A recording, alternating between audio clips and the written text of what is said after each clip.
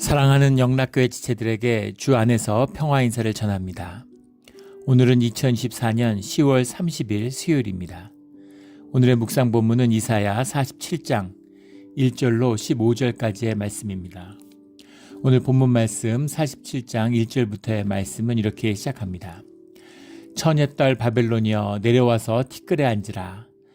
딸 갈대하여 보좌가 없어졌으니 땅에 앉으라. 내가 다시는 곱다 아리따다 일컬음을 받지 못할 것임이라.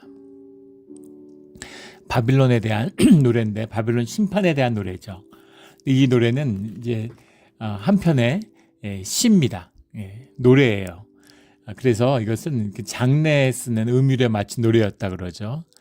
우리 옛날 그런 거 많잖아요. 상여 노래 같은 거, 이제 가면 언제 오나, 야 이렇게 하는 것처럼 그런 운율에 맞춰서 가사를 붙여서 부르는 노래인 거죠. 그래서 바벨론의 멸망을 노래하는 겁니다. 바벨론의 심판이죠. 처녀딸 바벨론이요. 바벨론이라고 하는 것은 중의적인 뜻이 있죠.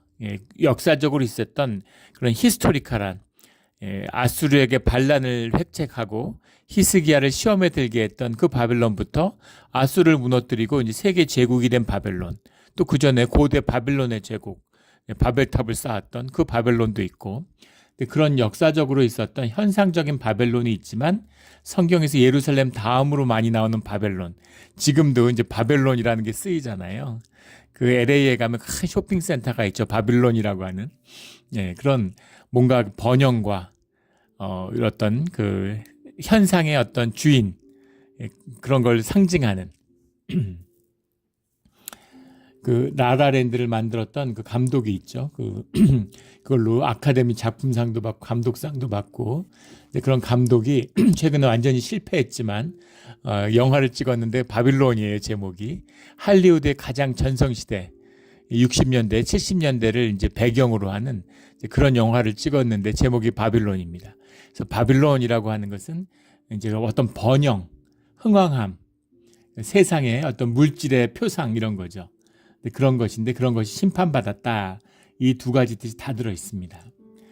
처녀딸이라고 하는 것, 그것은 정복당한 적이 없는 바벨론의 표상일 수도 있고, 실제 바벨론이 페르시아에게 무너질 때까지, 바사 메대에게 무너질 때까지는 난공불락의 그런 도시죠. 아수르의 지배하에 있었다고 하지만 아수르가 관리를 파견해가지고 그 바빌론을 다스린 게 아닙니다. 그 영향 하에 있는 거죠. 그 영향, 지금으로 하면 미국이 패권을 갖고 있기 때문에 무슨 나토 같은 게 이제 미국의 영향을 아래에 있죠. 그렇다고 해서 미국이 무슨 관리를 파견해서 독일이나 무슨 프랑스나 영국을 지배하지 않잖아요. 같은 것입니다. 아수르가 강력하지만 바벨론이 자신의 영역을 지키고 있는 거예요. 그 봉신 관계로 군대가 차출되기도 하고 세금도 바치고 하지만 독자적인 통치를 하고 있는 겁니다. 그래서 바벨론이 무력으로 무너진 적이 없었죠.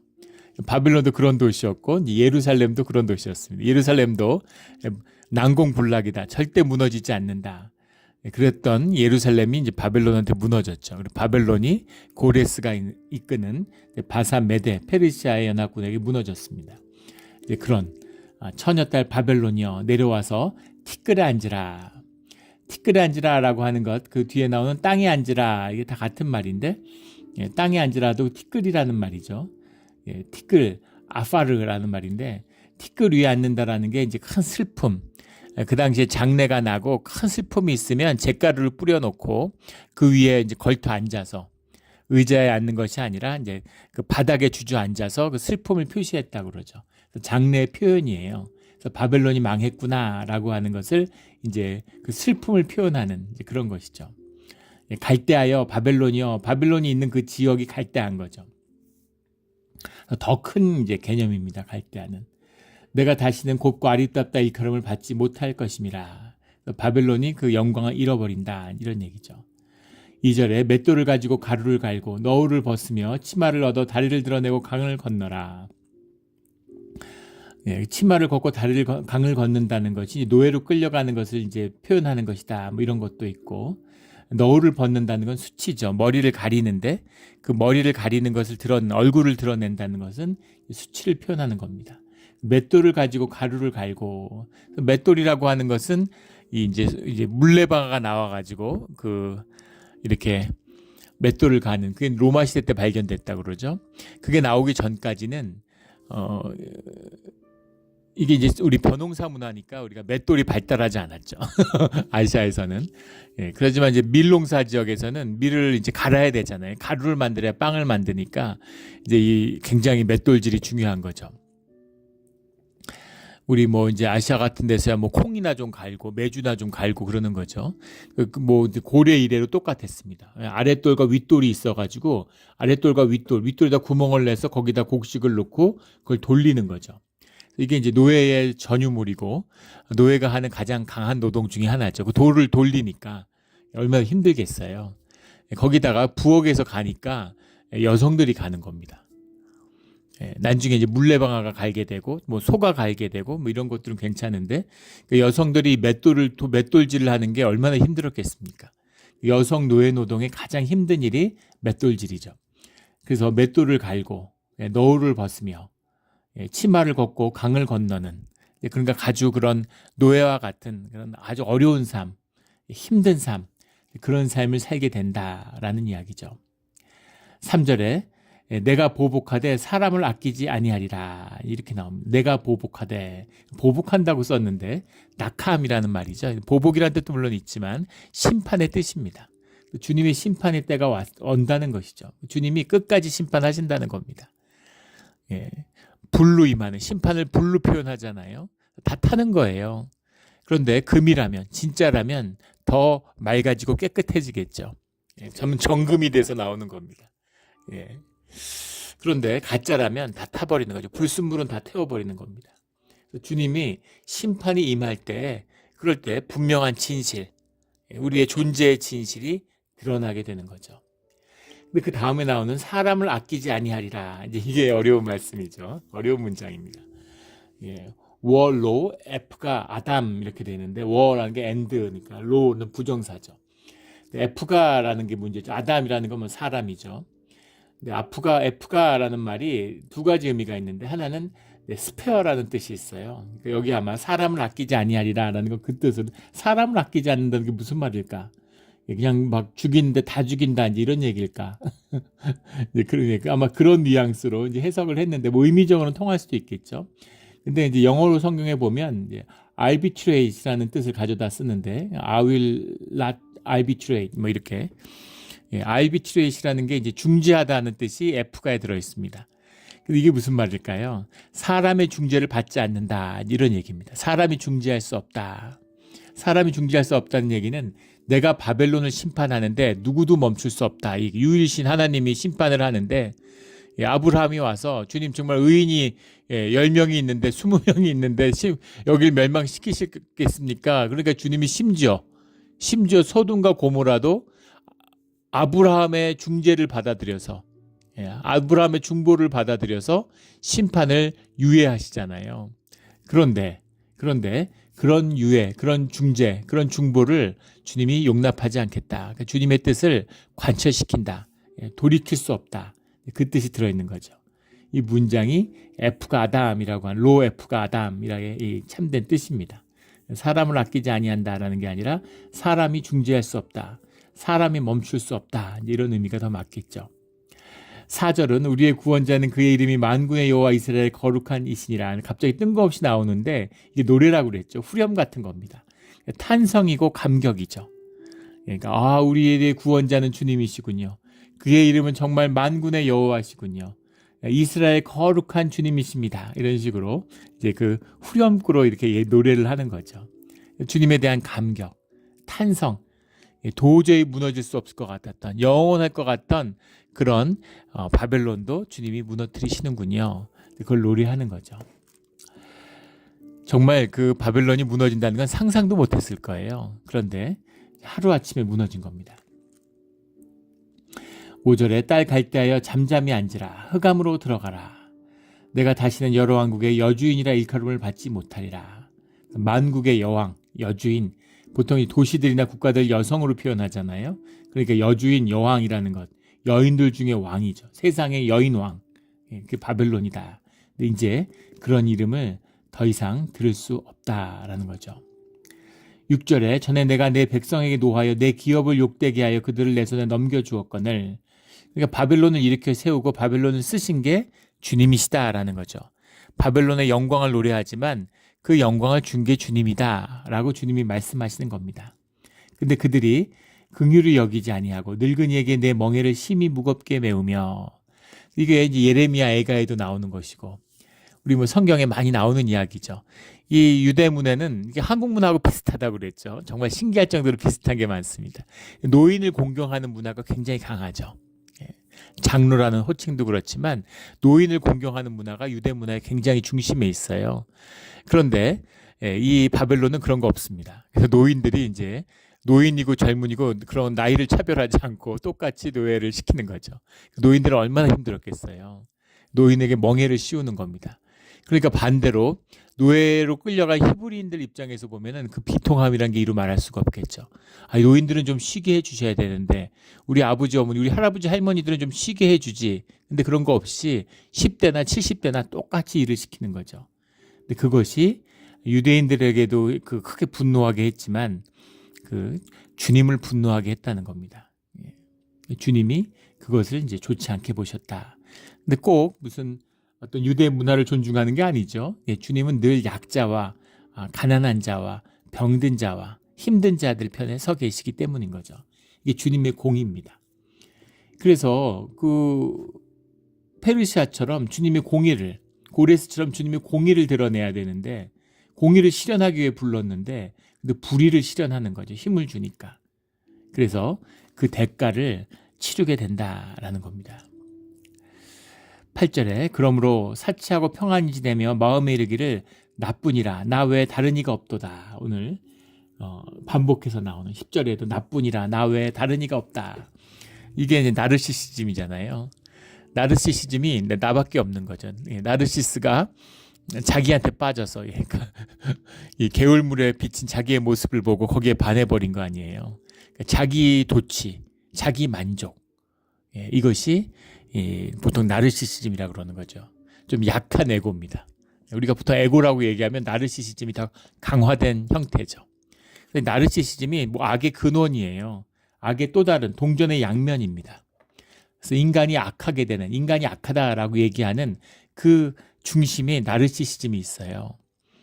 사람의 본질이라고 하는 것은 영이죠. 뭐 영육이 간에 같이 있지만 영이 삶을 다스리고 영이 중심이 됐을 때, 영이 살아나면 생명이 회복되면 연합을 이루어내는 겁니다.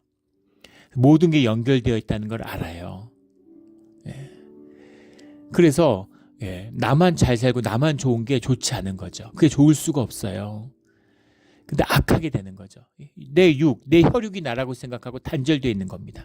남들을 짓밟고 남들을 이기고 남들을 점령해야 되고 나를 높이고 거짓된 나를 만드는 거죠. 그게 악의 시작이고 악의 본질입니다. 북한 같은 데 보세요. 김일성, 백두혈족. 인류 역사에서 저렇게 못된 놈들이 있었나 싶을 정도로 동포들이 수백만이 같은 그 혈육에 같은 민족이 수백만이 굶어 죽는데 자기들은 뭐 끄떡없는 거죠. 예전에도 한번 나눈 적 있죠. 제가 한 20년 됐네요. 벌써 20년 전에 영국에 유학할 때 무슨 잡지를 보다 깜짝 놀란 통계를 본 적이 있는데 와인에 대한 무슨 통계가 나와 있어요. 근데 그 제목이 보르도 와인이 이제 비싼 와인의 대표잖아요. 프랑스의 보르도 지역. 거기서 한 병에 1,000불 이상 되는, 보르도에서 1,000불 이상 된다 그러면 실제는 한국이나 이런 데서 수입하면 몇천 불 될 겁니다. 얼마나 비싼 와인이에요. 그런 와인을 제일 많이 수입하는 나라가 누구냐 궁금하잖아요. 그래서 잡지에 있는 걸 찾아봤습니다. 요즘은 뭐 그런 잡지도 다 사라졌을 것 같은데 예전에 잡지들이 서점 같은 데 가면 서점에 가서 책을 보다 보면 잡지들이 쭉 있죠. 그런데 제가 깜짝 놀란 건 당연히 뭐 미국 아닐까, 미국이나 뭐 중국이나 뭐 이런 나라들은 아닐까 이렇게 생각했죠. 뭐 영국이나 독일이나 뭐 일본이나 그래야 되지 않겠습니까? 뭐 한국이나 예. 그런데 1위가 북한입니다. 믿어지세요? 세계에서 제일 비싼 와인을 제일 많이 수입하는 나라가 북한이 세계 최빈국인데 그게 이제 악한 것이죠. 주님이 제일 싫어하는 악독한 것입니다. 그 시작이 나뿐이라 나 외에 다른 이가 없도다. 단절이죠. 이 지옥이에요. 영원한 단절이죠. 예, 그런데 혈육이 나라고 생각하니까 내가 많이 먹고 잘 먹고 뭐 잘 쓰고 호화롭고 남들 짓밟는 데서 기쁨을 느끼니까 에고는 기쁨이 없어요. 거짓이니까 생명이 아니니까. 기쁨이라는 게 생명의 본질인데 그것과 단절됐는데 무슨 기쁨이 있겠어요. 그래서 기쁨을 내면에서 만들어내는 생명에서 만들어내는 기쁨을 잃어버린 겁니다. 그러니까 기쁨이 어디서 올까요? 밖에서 오는 거죠. 남을 짓밟고 남보다 높아야 되고. 그래서 사람들이 없으면 불안해요. 나르시시즘이 생명이면 자기 혼자 집에서 기쁘고 좋아하고 막 나만 좋아하고 이러면 상관없잖아요. 그렇게 되지가 않는다는 거죠. 혼자 있으면 불안해요. 내 가치를 내가 못 느끼잖아요. 내가 가치 있다는 걸 내가 어떻게 알아요? 남들을 짓밟고 남들을 무시하고 남들을 모욕하고 조롱해야지 내가 기쁜 거죠. 나르시스트들은 늘 그런 사람들은 항상 남들을 피곤하게 합니다. 지치게 하고 길을 빨아들여요. 나르시스트 같은 사람, 가족 중에 이런 사람이 있으면 가족이 황폐화되는 거죠. 그래서 교회에 이런 사람이 있으면은 이 종교인이잖아요. 끊임없이 분쟁이 끊이질 않는 겁니다. 갈등이 끊이질 않아요. 나를 드러내야 되고 내가 높아져야 되고 남들 누르고 남들 짓밟혀야 되는데 누르고 짓밟히는데 좋아할 사람이 어디 있겠습니까? 그러니까 끊임없이 분쟁과 갈등이 생기는 거죠. 이것이 악의 본질입니다. 더 깊은 본질은 물론 거짓이죠. 진짜가 아니니까 내가 나라고 착각하고 있는 여기서 악이 이벌이 시작되는 거예요. 내 안에 있는 악마죠. 이게 나르시즘입니다. 나뿐이라 나 외에 다른 이가 없도다. 오만한 거죠. 교만한 거예요. 하나님이 제일 싫어하는 거예요. 거짓이니까. 주님을 거역하는 거죠. 주님은 진실이기 때문에, 주님은 실제이기 때문에 우리가 삶의 어느 분야든 깊이 진실하게 들어가면, 깊이 파고들면은 신을 만나게 돼 있습니다. 진실이니까. 근데 오직 이 나르시스트들, 에고이스트들만 이것을 만나지 못해요. 이게 종교잖아요. 아이러니하죠. 가장 하나님 가까이 있는 것 같고 맨날 하나님 얘기만 하는데, 그런데 하나님을 결코 만나지 못합니다. 종교의 나르시시즘, 그게 이제 종교인들이죠. 그런 거짓, 이것이 이제 바벨론의 본질이다라는 게 들어있는 거죠. 내 마음에 이르기를 나뿐이라 나 외에 다른 이가 없다. 10절에 내가 내 악을 의지하고, 힘, 파워를 의지하는 거죠. 단절을 의지하는 거죠. 힘을 의지하는 거죠. 이 악입니다. 악의 본질이죠. 거짓을 점점 키우는 것이죠. 제가 예전에도 한번 다룬 적이 있었는데, 예전에 섬겼던 교회에서 거기에 이제 그 교인분들이 이렇게 뭐라고 그랬나요? 요양원 그런 데 계신 분들이 있었어요. 그런데 거기 요양원에 그 있는 분이 이제 입원해 있는데, 그분이 이제 그 나이 많으신 할머니신데 50년대에 경기고를 나오고 서울대를 나왔습니다. 서울대 영문과를 나왔어요. 어마어마한 학력이죠. 지금 뭐 박사 받는 것보다 더 할 겁니다. 미국에 유학해서 박사 받는 것보다 더 힘든 일이죠. 50년대 여성이 대학 간다는 것 자체가 60년대 대졸자가 지금 박사학위 소지자보다 적답니다. 그러니까 옛날에 뭐 최고 학부 이랬잖아요. 60년대 이럴 때 하물며 50년대 대학 나왔다. 대단한 거죠. 근데 여성이 대학을 나왔다. 대단한 겁니다. 또 그 경기여고 뭐 숙명여고 프라이드 뭐 이런 거 엄청나잖아요. 경기여고 프라이드가 대단한 거죠. 근데 이분이 이제 자식들 이민 와가지고 미국 와 있고 이러니까 미국에서 요양병원을 갔는데, 근데 이제 다 무시하는 거예요. 본인은 이제 경기여고를 나왔으니까. 그래가지고 다 무시하니까 사람 다 싫어하죠. 근데 밥을 안 먹는 겁니다. 밥을 이제 간호사들이 와서 먹여주면 그 요양하는 사람들, 그런 분들이 와서 이렇게 먹여주면 다 뱉어버려요. 그래서 밥을 그 요양원의 원장이 수녀님인데 예, 가톨릭에 사는 거죠. 이렇게 수녀님 원장님이 와서 밥을 먹여주면 먹습니다. 예, 그거는 이제 본인이 특별 대접을 받는 거니까 이제 그럴 가치가 있다고 생각하는 거죠. 그러니까 사람들 눈에 어떻게 비추겠어요. 그래서 그 요양원에 있는 모든 사람들에게 이제 왕따를 당하는 거죠. 아무도 말 안 해요. 근데 본인은 상관없죠. 나르시시즘이니까. 예. 근데 보면서 야 이게 지옥이구나 이런 걸 봤습니다. 예, 지옥이에요. 물론 좋은 학교 나왔다는 게 좋은 일입니다. 좋은 학교를 다니고 좋은 공부를 하고 또 그런 경쟁을 통해서 자기가 성장한다는 것은 좋은 측면이 있죠. 그런데 그것을 자기가 거짓으로 내가 몸에 걸친 옷 같은 거잖아요. 근데 옷을 자기라고 착각하는 거죠.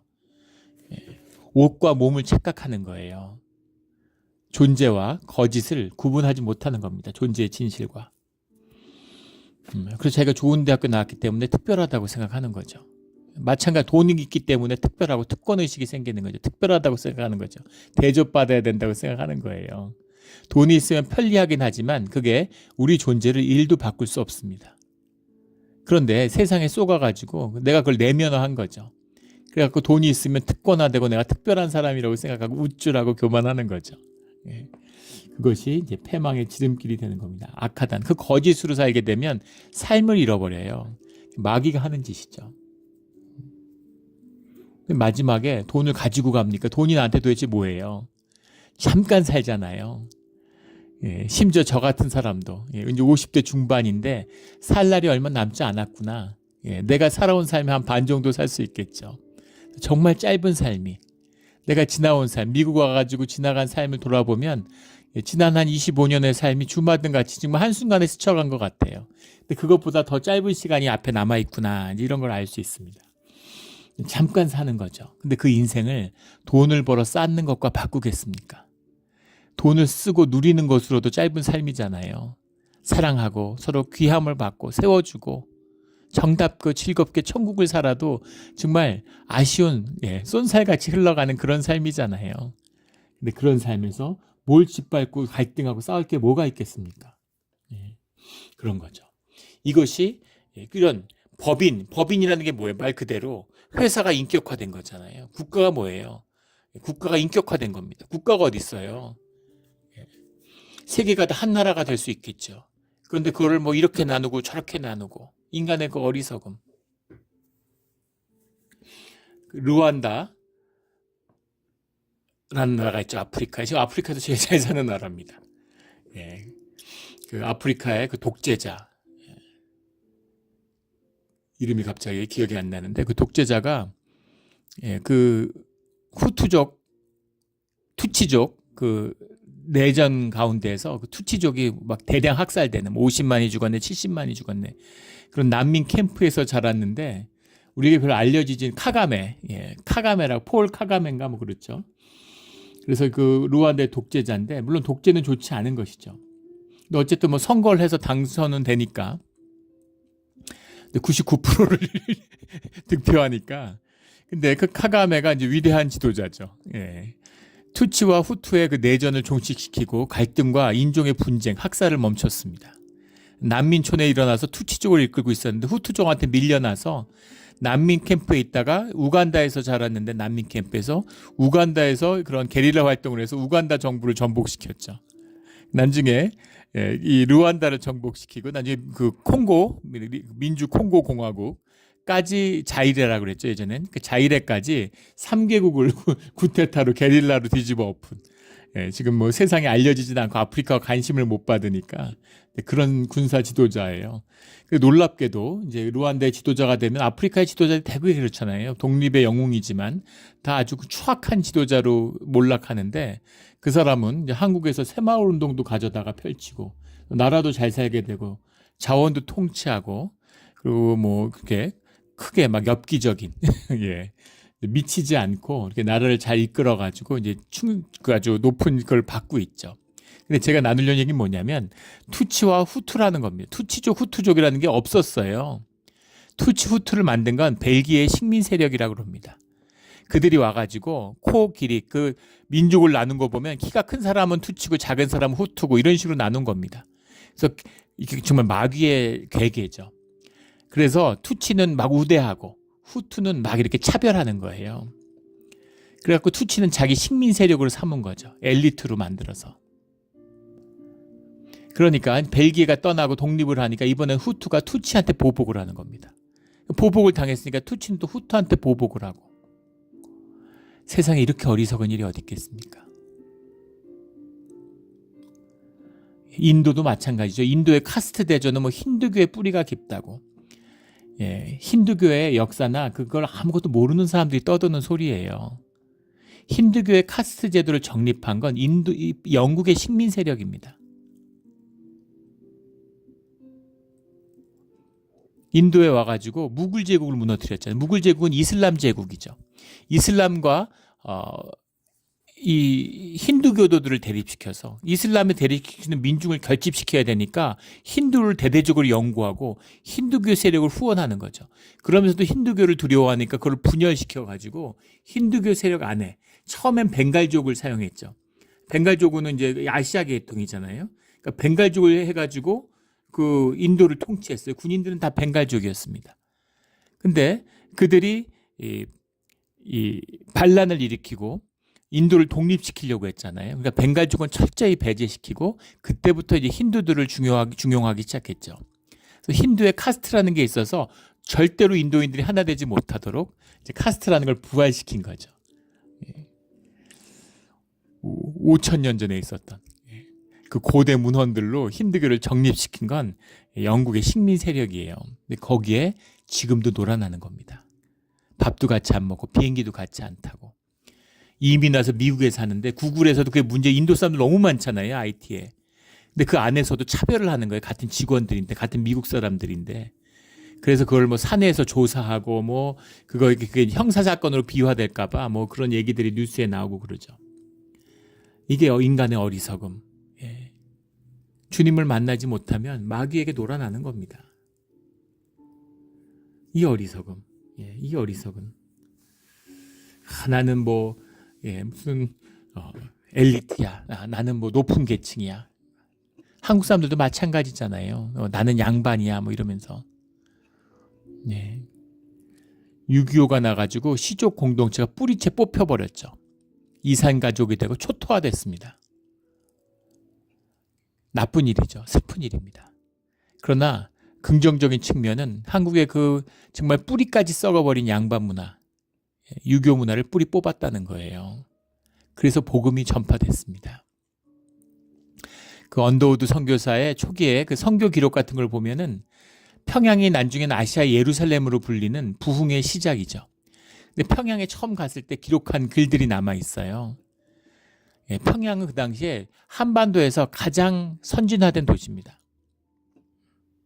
북쪽이 남쪽보다 훨씬 잘 살았죠. 자원도 많고 공업화돼 있고 만주하고도 연결돼 있었기 때문에 제국주의 일본의 집중적인 투자가 북한에 된 거죠. 뿐 아니라 조선 말부터 무역을 하고 중국과 교통을 하기 때문에 훨씬 발달된 거예요. 제가 만났던 그런 그 교인들 중에서는 교인들 중에 이제 북한 분들이 많잖아요. 월남한 분들이. 의주에 살다가 월남에 갔고 대구에 갔는데 깜짝 놀랐다고. 서울에 왔다가 대구를 갔는데 부산에 가면서 너무 못 살고 너무 낙후돼서 깜짝 놀랐다고 그러더라고요. 지금은 믿겨지지 않는 얘기죠. 그런데 그 시대에 평양을 갔는데 평양의 모습들을 생생하게 기록해놨어요. 근데 언더우드가 뭐라고 사족을 달았냐면 코멘트를 이 한민족이야말로 세계에서 가장 악한 민족이라고 그렇게 써놨습니다. 선교사인데. 남자들은 아마 겨울이었던 것 같아요. 농한기니까 남자들은 매일 술 먹고 담배 피고 길에 누워 자고 싸움질하고 쌍돌을 붙잡고 길에서 싸우고 여자들은 악을 쓰고 울부짖으면서 나와서 자기 가족과 자식들을 저주하는 말들을 세상에 외쳐댄다고. 왜 길에 나와서 그럴까? 길에 나와서 세상을 향해서 자기 자식을 저주하는 말을 엄마들이 하고 있고 사람이 얼어 죽은 거지가 얼어 죽은 시체에다가 동아줄을 묶어서 애들이 그 시체를 끌고 다니면서 놀고 있다고. 썰매를 타고. 아프리카의 아무리 미개한 민족도 시체를 가지고 노는 민족은 없다. 그런 부족이 어디 있느냐. 이렇게 악한 사람들이 있느냐. 한국 사람들은, 한민족은 뿌리부터 악한 것이었을까요?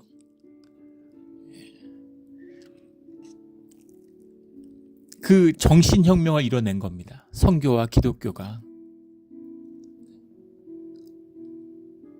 생명을 피워낸 거죠. 교리 배우고 기독교 지식 들어와서가 아니라 주님의 말씀을 만나서 생명의 기계가 피어난 거예요. 그래서 인구의 1%도 안 되던 0. 몇 프로 되던 시절에 3.1운동의 주축이 기독교였죠. 기독교 33인 중에 16명이 기독교인이었습니다. 정말 기독교 역사의 큰 자랑이고 한국 민족의 부흥의 그런 기초가 되는 그런 사건이 3.1운동이죠. 기독교적인 사건이에요. 종교적인 사건의 의미가 아니라 생명과 기운을 피워낸, 호연지기를 다시 살려낸 그런 사건이었다는 것. 이게 복음입니다. 이게 복음이에요. 무슨 교회 건물 짓고 교인 수 늘리고 이런 게 아닙니다. 그걸 피워내는 거죠. 그때 그 김창숙 선생, 유교를 개혁하고 성균관을 개혁하고 종묘에 있던 그 헌액된 그런 그 친일파들을 다 불살랐던 그 심산 김창숙 선생이 이제 33인에 초대받았는데 독립선언 한 다음에 대표 2명이 도착했다는 거 아니에요. 그래서 독립선언에 유교 대표가 못 들어간 걸 비통하게 여겨서 거기서 땅에 떨어져 통곡을 하고 울부짖었는데 거기에 있었던 사람들이 이제 독립선언하고 만세를 불렀던 사람들이 손가락질을 하고 화를 냈다는 거 아닙니까? 너희들 때문에 나라가 망했는데 나라가 망할 때는 그렇게 울지 않더니 그 대표 선언서에 이름을 못 넣었다고 그게 그렇게 슬프냐고 사람들이 손가락질하고 비웃었다는 거죠. 이제 그렇게 유교는 끝난 거죠. 그런데도 지금도 거기에 묶여서 뭐 제사를 뭐 이렇게 지내네 저렇게 지내네 뭐 제사 음식이 어떠네 이러고 또 최근에는 뭐 무속이 이런 기풍이 정신적인 기풍이 쇠퇴하니까 이 교회가 쇠퇴하고 종교가 썩으니까 정신적인 기운이 썩어가는 거죠. 그러니까 막 무속이 뭐 무속들이 정치 평론가처럼 돼가지고 뭐 세상을 이렇게 조롱하고 이렇게 쥐락펴락하는 웃지 못할 세상이 됐죠. 뭐 대단하고 뭐 굉장한 것 같지만 아무것도 아닌 거예요. 무당들이 활개치는 세상이 어떤 세상이겠습니까? 아무것도 아닌 것이죠. 이런 세태입니다. 이 모든 것이 나뿐이라 나 외에 다른 이가 없다라는 이 단절의 이 영원한 단절, 이게 지옥이잖아요. 주님을 잃어버린 지옥의 시작입니다. 11절에 이 지옥을 끊어버리고 이 마귀의 계계를 끊어버리고 주님의 복을 회복하는, 주님의 생명을 회복하는 우리 시대에 우리의 삶의 자리가 되기를 주의 이름으로 축원합니다. 11절에 재앙이 내게 임하리라. 재앙이 임하리라라고 썼는데 라흐라는 거죠. 라흐라는 게 이제 악입니다. 물론 늘 악과 재앙은 함께 다니니까 뭐 재앙으로 받을 수도 있겠지만 본뜻이 악이에요. 나뿐 아니라 나 외에 다른 이가 없어. 내가 왕이야. 내가 최고야. 내가 내 삶의 주인이야. 그러면 마귀가 찾아오는 겁니다. 그래. 맞아. 이러면서. 그리고 너 한번 왕노릇 해야지. 네가 세상을 한번 호령해야지. 그리고 마귀가 찾아오는 거예요. 그래서 재앙이 시작되는 거 잘 될 것 같죠. 망합니다. 내가 그 근원을 알지 못할 것이며, 근원이라고 했는데 사흘라라는 거죠. 새벽을 말하는 새벽이에요. 그러니까 이것은 그게 어디서 시작됐는지를 알지 못한다는 의미. 근원이라는 건 뿌리 근자잖아요. 어디서 시작됐는지를 그 뿌리를 모른다는 의미가 아니라 언제 시작할지를 모른다는 거예요. 언제 이게 바뀔지, 언제 새로운 게 시작될지 그걸 알 수 없다는 거죠. 근데 보면 이게 노래라는 걸 알 수 있죠. 라흐와 사라흐를 이제 이 은유를 다 맞추잖아요. 여기 보면 손해가 내게 이르리라. 미를 물리칠 능력이 없을 거며 파멸이 호련히 내게 임하리라. 이 손해라는 건 호악, 트러블 이런 거 영어로는 호악 이런 말이고, 파멸이라는 건 소아흐라는 말입니다. 그러니까 이게 은유를 맞추는 이 시니까 은유를 맞췄다는 걸 알 수 있죠. 호련히 내게 임하리라. 피토음이라는 말인데 갑자기 suddenly 확 온다는 거죠. 로마는 망하는데 1000년이 걸렸지만 미국은 망하는데 24시간이 안 걸릴 거라고 그럽니다. 달러 기축, 달러 본위만 무너지면 미국은 끝이죠. 그냥 그날로 파멸입니다. 뭐 기술이 있고 뭐가 있고 아무 상관없어요. 그날로 그냥 가는 겁니다. 일본을 보세요. 일본이 기술이 없습니까? 기업이 없습니까? 뭐가 흑자를 못 내나요? 뭐가 없습니까? 그런데 그런 이 환율과 재정 정책의 실패죠. 그런 걸로 지금 일본이 막 벼랑 끝으로 몰리고 있잖아요. 아슬아슬하죠. 영국은 전쟁에서 늘 이기고 뭐가 문제입니까? 망하기 직전 같죠. 거의 망한 것 같아요. 거의 경제가 파멸 수준이죠. 그런 거하고 비교할 수 없는. 미국이 쓰는 달러에 몇 배나 되는 걸 찍어서 그게 해외를 돌고 있잖아요. 그 달러 결제를 받아들이지 않는다, 세상이. 그러면 미국은 그날로 끝나는 거죠. 24시간 안에 망한다는 거. 이게 호련히, 피토옴이라는 말입니다. 주님과 함께하는 은혜, 오직 은혜일 뿐입니다. 공의를 세우고 세상의 정의를 세우면 미국의 패권은 계속되겠죠. 근데 미국이 나만 잘 되겠다. 남들 다 못 살아도 나는 잘 살아야 돼. 그럼 미국은 끝나는 겁니다. 그렇게 해서 미국이 잘 살 것 같아요. 천만의 말씀이죠. 그럼 미국은 망하는 거예요. 미국뿐만 아니라 이게 본질입니다. 개인의 삶도 마찬가지고. 이거 함께하는 삶의 비밀, 생명의 비밀이죠. 13절에 하늘을 살피는 자와 별을 보는 자와 초하는 날에 예고하는 자들에게 일어나. 이게 다 무당이잖아요. 무속을 하는 그런 자들에게 너를 구원하게 하여 봐라. 바벨론이 이런 온갖 우상 숭배와 점술 이런 게 정신이 기풍이 쇠퇴하면 이런 게 막 횡행할 수밖에 없죠. 이게 막 횡행하는데 얘가 영국에 유학할 때 프랑스에 이제 여름에 학기를 여름 프랑스에 있는 뭐 파리 6대학인가에서 여름 학기를 보낸 적이 있습니다. 그때 이제 전철을 타고 다녀보면은 광고의 한 절반은 전부 다 무슨 타로점 보는 거, 별점 보는 거 이런 점 보는 거예요. 그래서 인간이 별거 없구나. 대혁명을 하고 기독교를 걷어찼는데 결국은 점 보고 앉아 있는 거죠. 그렇게 되는 겁니다. 근데 여기 초하룻날에 예고하는 자들이라는 게 초하룻날에 그 시간으로 또 해석을 했는데 이 말이 이제 모디임 레호다심이란 말인데 레호다심이 달이고 모디임이라는 게 안다 이런 말입니다.